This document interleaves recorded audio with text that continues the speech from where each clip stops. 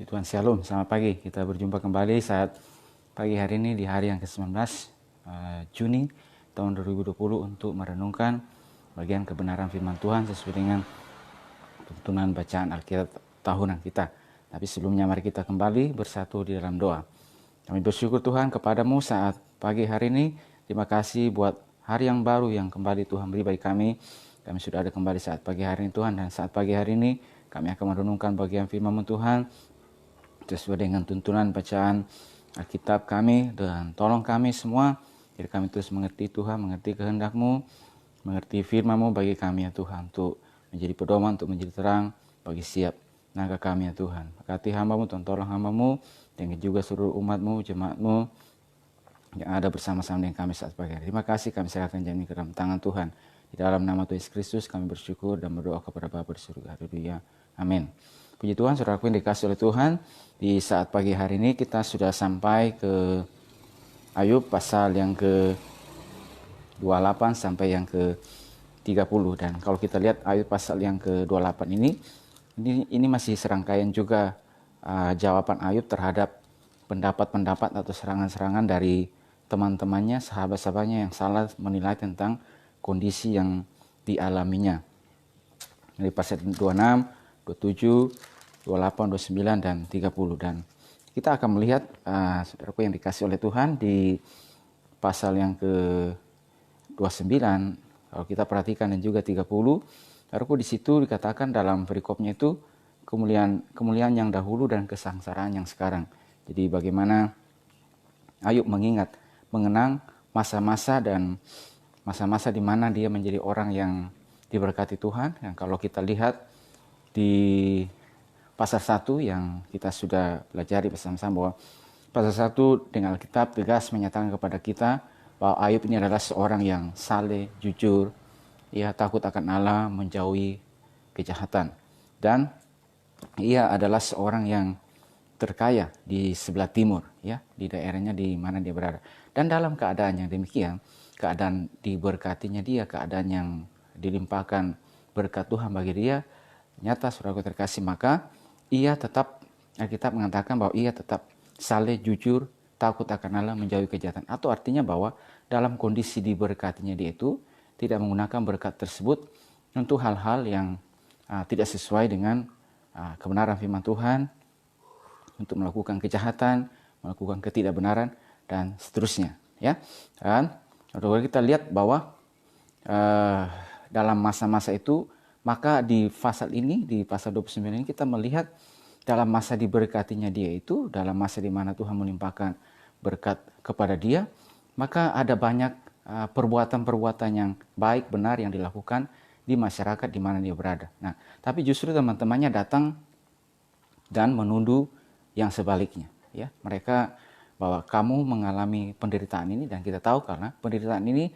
atas seizin Tuhan. Ya, ini adalah penderitaan orang benar atas seizin Tuhan. Nah, teman-temannya datang menuduh, ya, tidak, ya, bukan menghibur, malah justru sebaliknya, ya, bahwa oleh karena engkau melakukan kejahatan, karena pada saat engkau diberkati tersebut, engkau justru melakukan hal yang tidak baik, yang tidak benar, sehingga hal ini menimpa mudah. Mereka terus bertubi-tubi menyerangnya. Nah, kalau terkasih, kita akan coba perhatikan pada saat ini di pasal yang ke-29, akan kita lihat apa-apa saja yang dilakukan di dalam masa-masa tersebut, bahwa ketika ia dalam berkatan Tuhan, dalam masa hidup yang waktu diberkati oleh Tuhan, dia tetap saleh, jujur, benar, hidup takut akan Tuhan, ya, bahwa dalam masa-masa itu, jadi kita lihat, perhatikan di sini kata perkataannya bahwa ayat 5 misalnya, ketika Yang Maha Kuasa masih beserta aku dan anak-anakku di sekelilingku, ketika langkah-langkahku bermalikan dadi dan gunung. Dia mengenang kembali bagaimana bahwa pada masa tersebut Tuhan, ya, tetap ada bagi dia, ya. Dan kalau pada masa itu juga, kalau kita perhatikan masa di mana dia mengalami keberkatan tersebut, maka di sini katakan bahwa ayat yang ke-12, karena aku menyelamatkan orang yang sesara yang berteriak minta tolong, juga anak piatu yang tidak ada penolongnya. Ayat 13, aku mendapat ucapan berkat dari orang yang nyaris binasa, dan hati seorang janda kubuat bersukaria. 14. Aku berpakaian kebenaran dan keadilan menutupi aku seperti jubah dan serban.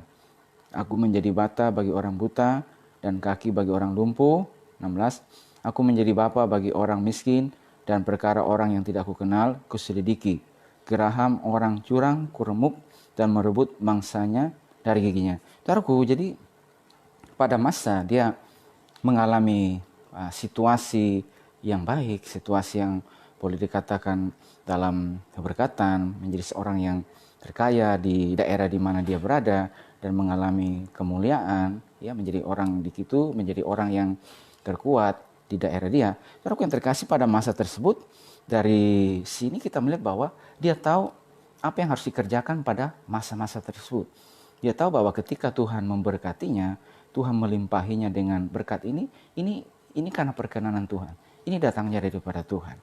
Ya, bahwa ini karena Tuhan yang campur tangan sehingga Tuhan mengizinkan dia boleh mengalami keberkatan. Dan pada saat itu juga, saudaraku, kita perhatikan bahwa dalam masa diberkatinya dia itu, ia tahu apa yang harus dilakukan, apa yang dikerjakan dengan berkat-berkat tersebut. Nah, saudaraku, bahwa ayat 12 tadi kita baca bahwa ia menyelamatkan orang yang sengsara yang berteriak minta tolong, juga anak piatu yang tidak ada penolongnya. Ya, atau yang kita perhatikan juga di sini misalnya, aku menjadi mata bagi orang buta dan kaki bagi orang lumpuh.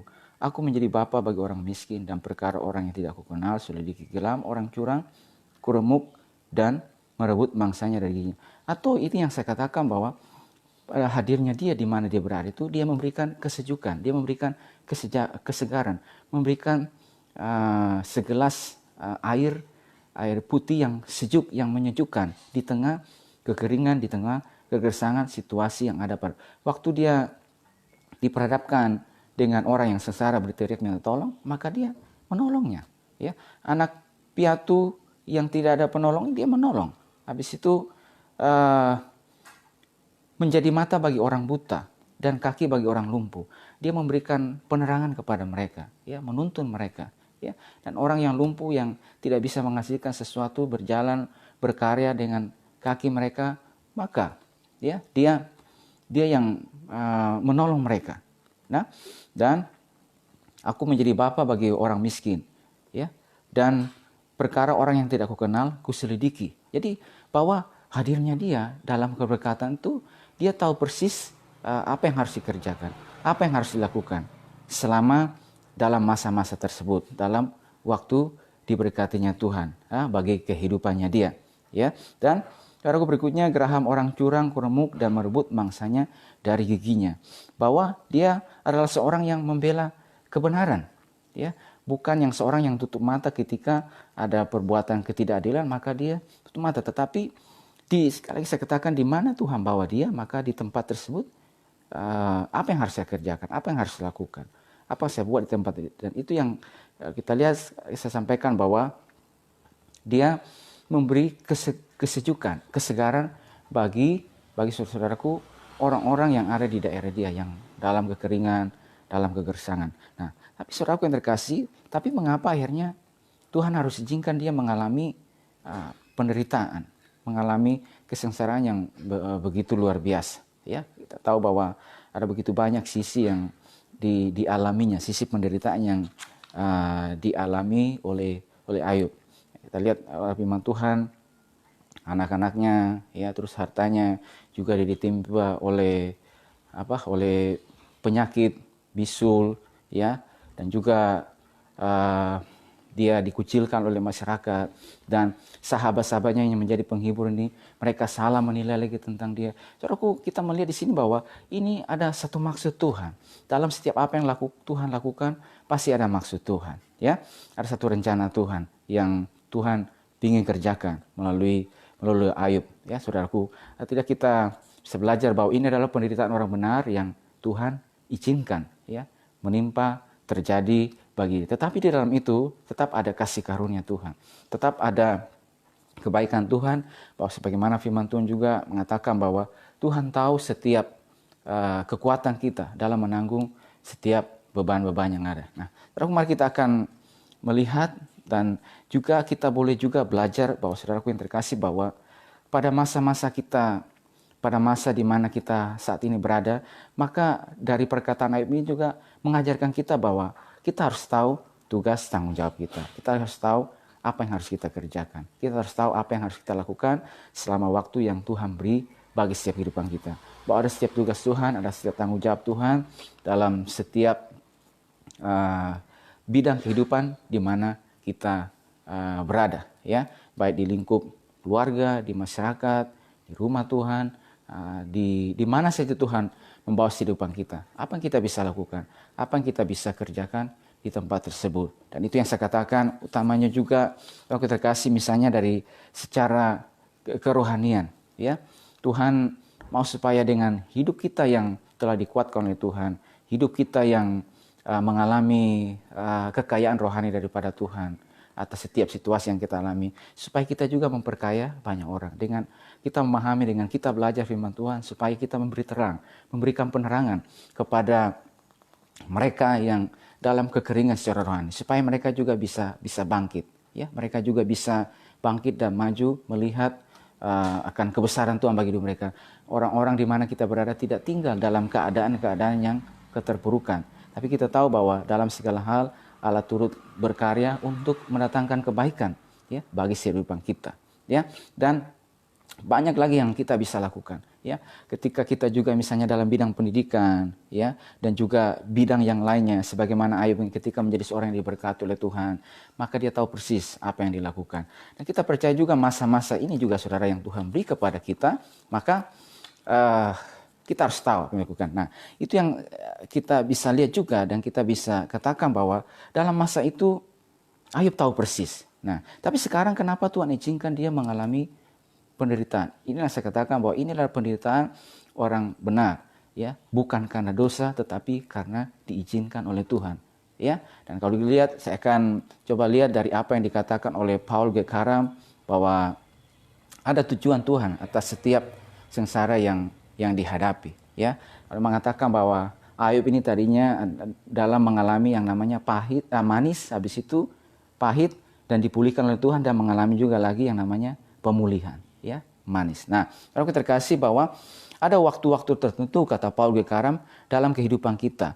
Allah telah menentukan waktu-waktu khusus untuk mencurahkan berkat dalam kehidupan kita. Pengalaman-pengalaman yang sangat membahagiakan. Nah, dalam waktu tertentu di mana mencurahkan berkat dalam kehidupan kita itu pengalaman yang membahagiakan itu, saudaraku, apa yang kita kerjakan selama masa tersebut, ya, di dalam waktu tersebut. Nah, kalau kita belajar dari Ayub, dalam masa diberkatinya dia, dalam masa di mana saudaraku terkasih menjadi orang yang terkaya di sebelah timur, di daerah dia mana, dia tahu apa yang harus dilakukan, apa yang harus dikerjakan, ya.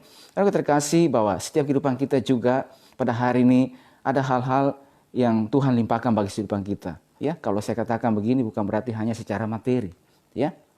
Tapi saudaraku yang terkasih, berlimpah di dalam kerohanian khususnya. Nah, ketika kita diberkahi oleh Tuhan dalam hal kerohanian, berarti hadirnya kita ada di mana, lingkungan di mana kita berada, kita harus memperkaya juga, ya, lingkungan kita, daerah kita dalam secara rohani, ya. Dan ketika kita juga diberikan kemampuan-kemampuan yang lebih daripada Tuhan dalam berbagai bidang, ya, dalam berbagai hal yang Tuhan anugerahkan kepada kita. Aku terkasih, apa yang kita lakukan dengan kemampuan yang Tuhan berikan terus tersebut kepada kita. Karena mari kita ingat juga saudaraku terkasih bahwa setiap apa yang kita lakukan, kerjakan, bahwa ini ada upah yang menyertai atas apa yang setiap lakukan, karena kita adalah orang-orang yang benar. Sekali lagi saya katakan bahwa sebagaimana Paulus berkata bahwa aku menanam, Apolos menyiram, ya, masing-masing yang melakukan pekerjaannya ini akan menerima upah sesuai yang dikerjakannya, ya. Jadi ada bagian-bagian upah yang Tuhan tentukan bagi hidup kita. Nah, tapi saudaraku yang terkasih, dalam masa kesengsaraan, saudaraku, dan ini juga dikatakan oleh Paul G. Karam, Allah juga telah menentukan waktu-waktu tertentu bagi kesesakan untuk mengerjakan sesuatu di hati kita, di hati Ayub. Ya, ketika Tuhan izinkan ini, berarti ada sesuatu yang Tuhan ingin kerjakan, ya, dalam kehidupan Ayub. Ya, Allah sedang meremukan Ayub dan Ia akan membangunnya kembali menjadi manusia yang lebih baik. Ya, Allah mengerjakan sesuatu perkara yang luar biasa. Dan kalau kita masuk bagian di dalam perjanjian baru yang dikatakan oleh para penulis perjanjian baru, dalam segala perkara Allah itu bekerja untuk mendatangkan kebaikan. Ya, dan itu juga bahwa manusia lahiriah kan boleh semakin merosot, tetapi penderitaan yang kami alami sekarang ini itu mengerjakan bagi kami kemuliaan kekal. Karena itu kami tidak memperhatikan melihat yang sementara ini, tapi kami melihat kepada sesuatu yang sifatnya kekal, memandang jauh ke sana gitu loh, bahwa ada kemuliaan yang lebih mulia daripada yang ada sekarang ini. Ya, bahwa sekalipun kita harus mengalami seketika lamanya, tetapi kita tahu bahwa nanti di dalam kerajaan surga terkasih, maka itu dari kemuliaan yang luar biasa yang Tuhan anugerahkan. Sehingga Paulus berkata bahwa sekalipun kami masih ada dunia ini, kami memperhatikan jauh ke depan, jauh ke sana. Jadi Allah sedang ingin mengerjakan sesuatu, ya, menjadi lebih baik. Nah, dan tentunya juga ini menjadi pelajaran, menjadi contoh bagi kehidupan kita. Nanti di dalam bagian-bagian rukunya kita akan lihat bagaimana pemulihan Ayub, ya, dan bagaimana juga kita akan nanti juga melihat bagaimana Aku terkasih, dan kita belajar juga bahwa dalam masa waktu di mana situasi yang tidak enak yang dialami oleh Ayub, maka dalam masa tersebut sikap apa yang kita perlu belajar, ya, dari Ayub ini, Saudaraku terkasih. Nah, Saudaraku, kita perlu belajar bahwa dalam masa situasi yang tersebut, Saudaraku terkasih, Ayub sempat berbicara mengatakan bahwa dia ingin mengeraskan hatinya, ya, dia mau mengalami kepahitan hati, ya, dan Saudaraku yang terkasih, manakala juga teman-temannya datang menuduh yang tidak, Saudaraku yang terkasih, dan itu yang membuat dia menuduh Allah berbuat yang curang, ya, kepada dia. Tapi akhirnya kalau kita belajar, dan ketika Tuhan menegur dia, Tuhan menyatakan firman-Nya kepada dia, maka dia menarik semua ucapannya. Artinya apa yang kita belajar? Saudaraku, ada kasih karunia Tuhan yang berlaku atas seluruh situasi hidup yang kita alami. Ya, masa-masa kesesakan ada kasih karunia Tuhan yang berlaku bagi setiap kehidupan kita. Karena itu saudara-saudaraku yang terkasih, tetap biarkan hati ini untuk terus diajar oleh firman Tuhan. Jangan sampai kita mengeraskan hati kita.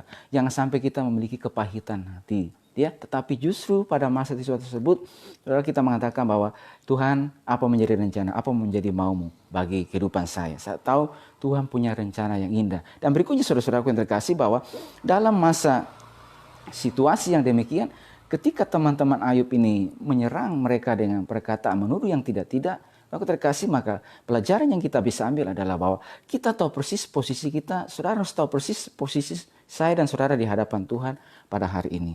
Kalau saudaraku yang terkasih bahwa hidup kita sesuai sejalan dengan firman Tuhan, melakukan firman-Nya, ya, dan Tuhan izinkan hal itu terjadi bagi kehidupan kita, lalu ada tuduhan-tuduhan yang negatif, ada perkataan-perkataan yang memojokkan, ada yang menyerang kita, bahkan juga hal-hal yang lainnya, saudaraku terkasih, jangan dengar apa kata orang. Ya, sebagaimana yang saya katakan bahwa yang ditulis oleh Daud, bahwa Daud dalam posisi dia mengalami ujian, ya, daripada Tuhan. Lalu ada banyak orang berkata bahwa ada orang mengatakan bahwa baginya tidak ada pertolongan. Tetapi apa yang Daud katakan? Tetapi aku percaya kepada kasih setiamu. Jadi dia menguatkan hati, kepercayaannya kepada Tuhan. Bahwa dalam masa ujian ini, kasih karunia Tuhan tetap ada. Bahwa sekalipun orang berbicara yang negatif, orang berbicara yang tidak baik tentang saya, tapi saya percaya kepada Tuhan, bahwa Tuhan mengerjakan sesuatu yang baik bagi saya, bahwa penebusku hidup, dia tidak akan pernah meninggalkan saya. Bahwa dalam posisi ini, bahwa sebagaimana juga pengalaman Daud, apabila ia jatuh tidaklah sampai tergeletak, sebab tangan Tuhan menopang setiap langkah kehidupan kita, kehidupan umatnya. Ya, jadi mari kita menguatkan hati, kepercayaan kita kepada Tuhan, bahwa Tuhan, saya percaya bahwa tangan Tuhan selalu ada, mata Tuhan selalu ada, pertolongan Tuhan selalu ada, kasih karunia Tuhan selalu ada bagi setiap saya dalam situasi yang saya alami ini. Ya, jadi masa di mana kita belajar, masa di mana Ayub mengalami keberkatan Tuhan, maka di situ dia berbuat sesuatu. Dia tahu apa menjadi tugasnya. Dia tahu apa yang harus dikerjakan. Dia tahu saya harus berdaya guna, bermanfaat. Ya, di mana Tuhan bawa saya, apa yang saya mesti lakukan, kerjakan, baik di keluarganya, ya, di masyarakat, ya, di daerah di mana dia berada. Dan kalau kita lebih jauh juga pada hari ini, saudaraku, di mana kita berada, baik di tengah keluarga kita, di masyarakat, di gereja, di mana saja Tuhan bawa kita, Ya, berarti kita harus tahu. Dan ketika kita mengalami situasi yang tidak enak, pergumulan, itu yang saya katakan bahwa pergumulan antara satu dengan yang lainnya, cobaan, penderitaan antara kita, orang percaya antara satu dengan yang lainnya, pasti akan berbeda. Sesuai dengan kapasitas, dan Tuhan tahu kapasitas setiap kehidupan kita. Tuhan tahu setiap kemampuan kita. Karena itu Ia akan berikan cobaan, ujian, tidak melebihi kekuatan kita. Ia setia bagi setiap kehidupan kita. Ada kasih karunia Tuhan. Nah, ketika berbedanya antara satu dengan yang lain, dan ketika kita mengalami situasi yang demikian, pada masa itu, saudaraku yang terkasih, kita belajar firman Tuhan. Bahwa pada masa itu, kita membiarkan terus kasih karunia Tuhan terus itu untuk memenuhi setiap kehidupan kita. Ya, untuk kita terus diajar. Tuhan, apa menjadi maumu? Aku percaya Tuhan bahwa dalam segala hal Allah turut bekerja, ya, mendatangkan kebaikan bagi setiap apa yang aku alami. Dan itu yang tadi saya katakan bahwa Tuhan sedang merumukan Ayub dan Ia akan membangunnya kembali menjadi manusia yang lebih baik. Tuhan yang meremukan, Tuhan yang mengajar, maka Dia kembali yang akan membangunnya. Ya, saudaraku yang terkasih, bahwa Tuhan yang juga izinkan untuk kita mengalami proses yang kehidupan, tetapi Tuhan kita juga akan kembali membalut, akan membangun kehidupan kita kembali. Ya, jadi di dalam masa tersebut ada hal yang baik yang Tuhan ajarkan kepada kita. Tidak, saudaraku yang terkasih, sebagaimana juga dalam Petrus mengatakan bahwa Ia sedang memurnikan kehidupan kita, dan itulah yang dikatakan oleh Ayub. Ya, pada pasal 23 ayat 10, karena Ia tahu jalan hidupku, seandainya Ia menguji aku akan timbul seperti emas. Ya, apabila Tuhan izinkan aku melewati masa ini, maka aku akan timbul seperti emas. Akan kelihatan semakin kemurnian imannya di hadapan Tuhan. Nah, saudaraku yang terkasih, bahwa saya ingin juga mengatakan kepada kita di dalam bagian-bagian penutup renungan ini, supaya saudara-saudaraku, mata dan hati Ayub, ya, dan juga semua orang percaya tidak terpaut kepada materi atau harta duniawi yang sifatnya sementara. Bahwa apa yang ada di dalam dunia ini, saudaraku yang terkasih, ini semuanya sifatnya sementara. Tapi mata dan hati kita fokus kepada sesuatu yang kekal di dalam kerajaan surga. Bahwa apa yang ada di dalam dunia ini semuanya sementara. Harta, materi, pangkat, kedudukan, status sosial, dan seterusnya. Itu hanya sementara. Ya, selama kita ada di muka bumi ini. Ya, dan ketika hal itu hanya sementara, supaya apa, saudaraku? Kita mengatakan bahwa ketika itu semuanya sifatnya sementara, supaya mata dan hati kita tidak terpaut kepada hal tersebut, supaya tidak dibutakan oleh dunia ini. Ya. Dan itu yang dikatakan oleh Yohanes, mengatakan bahwa jangan kita mengasihi dunia dan apa yang ada di dalamnya. Memang selama kita masih ada di dunia, dan kalau Tuhan izinkan, aku memberkati kehidupan kita, memberikan kelimpahan kepada kita, kita bersyukur. Berarti pada masa tersebut saya mesti lakukan apa? Saya mesti kerjakan apa? Saya mesti berbuat sesuatu. Ya, untuk hormat kemuliaan bagaimana Tuhan, dan mata dan hati kita tidak terfokus kepada sesuatu yang sifatnya sementara. Bahwa ini hanya sementara, ada yang lebih mulia, yang lebih kekal daripada itu, yaitulah di dalam kerajaan surga. Ya, bahwa berikutnya, bahwa apa yang kita lakukan dalam masa hidup kita sekarang, dalam masa yang Tuhan beri, entahkah dalam situasi yang baik, entahkah juga dalam situasi yang tidak baik, saudaraku yang terkasih, bahwa semuanya diperhitungkan oleh Tuhan.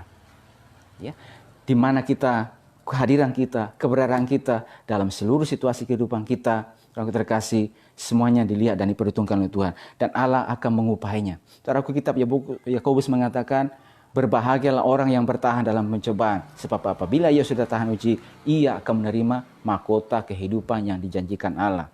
Ya, jadi ada mahkota kehidupan yang dijanjikan bagi setiap kehidupan kita yang oleh pertolongan Tuhan bertahan dalam setiap pencobaan yang kita alami. Dan ketika juga dalam masa manis yang kita alami, saudaraku yang terkasih, masa situasi yang enak yang kita alami, kita juga tahu apa yang saya mesti lakukan, apa yang saya mesti kerjakan dalam situasi tersebut. Dan juga di dalam masa yang tidak enak sekalipun yang kita alami, saya juga tahu bahwa apa yang harus saya lakukan pada masa situasi ini.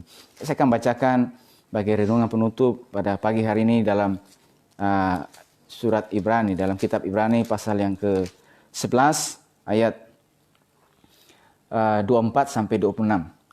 Karena iman maka Musa setelah dewasa menolak disebut anak putri Firaun, karena ia lebih suka menderita sengsara dengan umat Allah daripada untuk sementara menikmati kesenangan dari dosa. 26. Ia menganggap penghinaan karena Kristus sebagai kekayaan yang lebih besar daripada semua harta Mesir, sebab pandangannya ia arahkan kepada upah.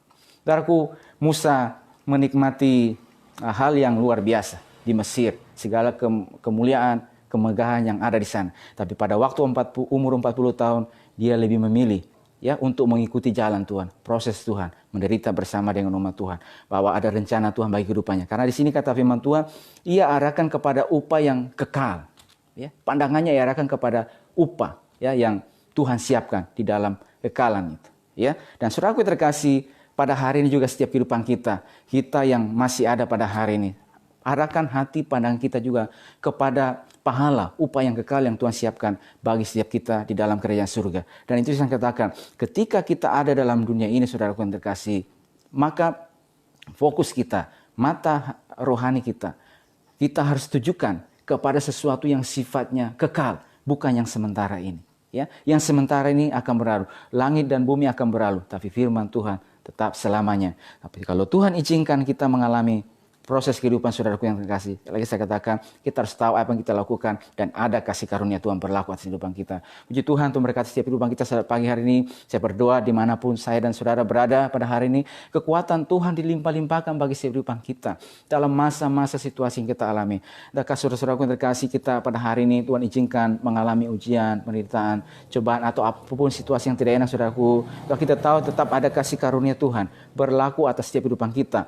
Mari kita pastikan kehidupan ini, saudara yang terkasih, bahwa untuk terus sejalan sesuai dengan kebenaran firman Tuhan. Kita tahu bahwa dalam segala perkara Allah turut bekerja mendatangkan kebaikan. Tuhan sedang mengerjakan sesuatu yang baik dalam setiap kehidupan kita. Berikutnya juga, aku terkasih, bahwa dimanapun saudara dan saya berada, ada setiap potensi, ada setiap kelimpahan-kelimpahan yang Tuhan beri bagi kehidupan kita, utamanya kelimpahan secara rohani. Dan ketika itu dianugerahkan kepada kita, pada masa ini saudara yang terkasih, maka hadirnya saya dan saudara di mana, adanya kita di mana saudaraku terkasih, saya mesti lakukan apa?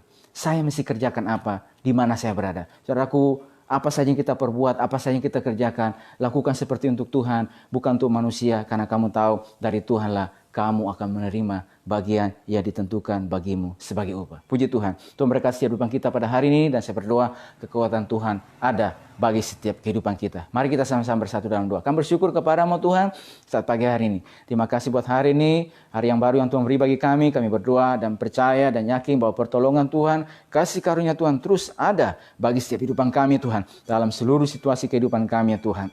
Dan pada masa-masa hidup yang kami jalani ya Tuhan, waktu-waktu yang Tuhan beri kepada kami ya Tuhan, Tuhan, apa yang harus kami kerjakan? Apa yang harus kami lakukan? Kami belajar dari firman-Mu ya Tuhan, bahwa penderitaan orang yang benar yang diizinkan oleh Tuhan, bahwa pada masa ketika Ayub ya Tuhan diberkati oleh Tuhan, maka dia tahu dia mengerjakan apa Tuhan. Dia harus melakukan apa di situ. Dan Tuhan izinkan mengalami penderitaan, tapi kasih karunia Tuhan berlaku bagi kehidupannya Tuhan. Dan akhirnya juga ya Tuhan, Tuhan memulihkan keadaannya Tuhan. Dan kami percaya juga pada hari ini Tuhan, Tuhan juga akan terus menolong setiap kehidupan kami Tuhan. Pada masa situasi hidup yang Tuhan izinkan kami lewati, hadapi ya Tuhan. Kalau pada hari ini Tuhan izinkan kami ada dalam tantangan, ada ujian, kekuatan Tuhan, pertolongan Tuhan berlimpah-limpah atas setiap kehidupan kami Tuhan. Dan kami berkata sebagaimana Raja Daud, tapi kami terus percaya kepada kata firman-Mu ya Tuhan, bukan penilaian negatif tentang kehidupan kami ya Tuhan. Kalau hidup ini sejalan sesuai dengan firman Tuhan, maka kami percaya Tuhan,